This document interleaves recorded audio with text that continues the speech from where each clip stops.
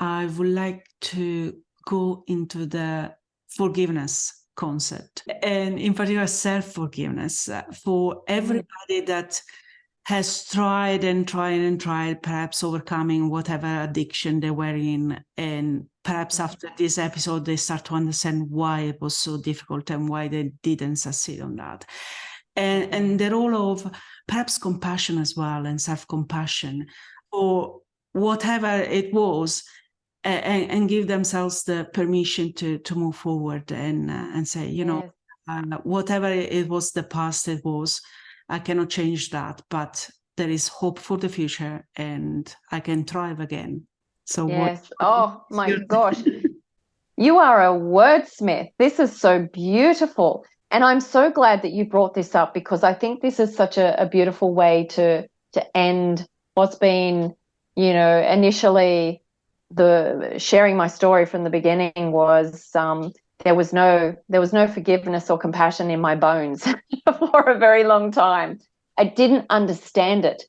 My emotions were so shut off, and I was such a hard driven person that if people want to achieve something, I just said, well, do it. Stop making excuses. Look at everything I've had to face and just do it. So I was not compassionate at all, because it was survival. I had to do it. And so my brain didn't understand that if people wanted something, why they just didn't do it. Mind you, I wasn't a nasty person. I was just emotionless.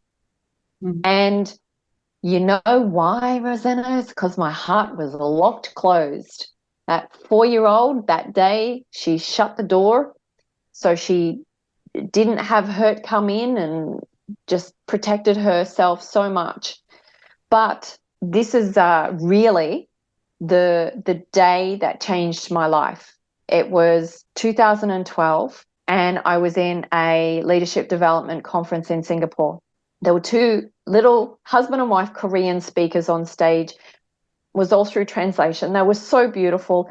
The love just oozed out of them on stage, and you could almost feel it. It was palpable.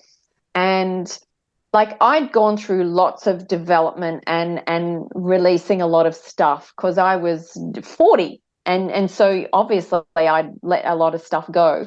But clearly, because there were patterns that I kept getting trapped back into, and that really annoyed the heck out of me. And I knew that was unresolved issues.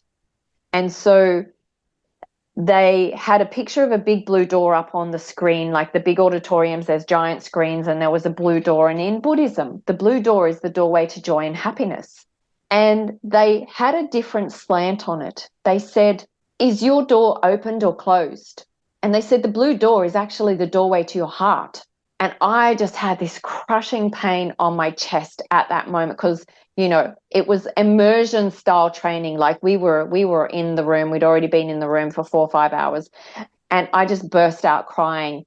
And it was really uncontrollable sobbing. And I just thought, all these years, for 40 years, I've had my heart locked closed. And through all the pain, all the trauma, all the abuse, when your heart's closed, you're trying to protect yourself. But the worst part is that you can't let love in, and you certainly don't love yourself. And at that moment, I just realized I've been angry, like really, really angry all of these years. And I really mustn't have loved myself to be driving myself so hard, because, Rosanna, I was very successful, but I was unfulfilled. Nothing was ever good enough. And that is a huge, huge recipe for misery. And I was miserable. And at that moment, I just felt this big release. Like, it was a physical let go, as though my heart door just went woof. And it was amazing, because the heart chakra is the bridge.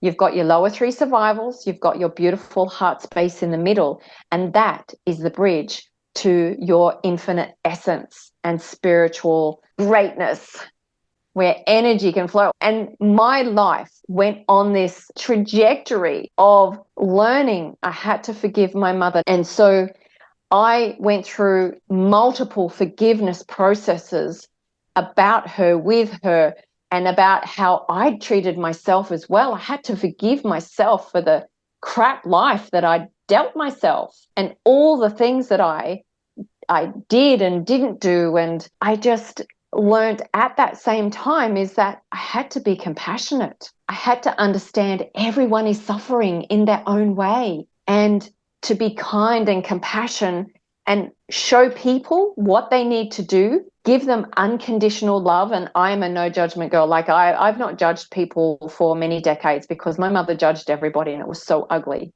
And just live with unconditional love, forgiveness, and compassion with everybody. And I feel that for everybody because I know everybody is suffering in their own way.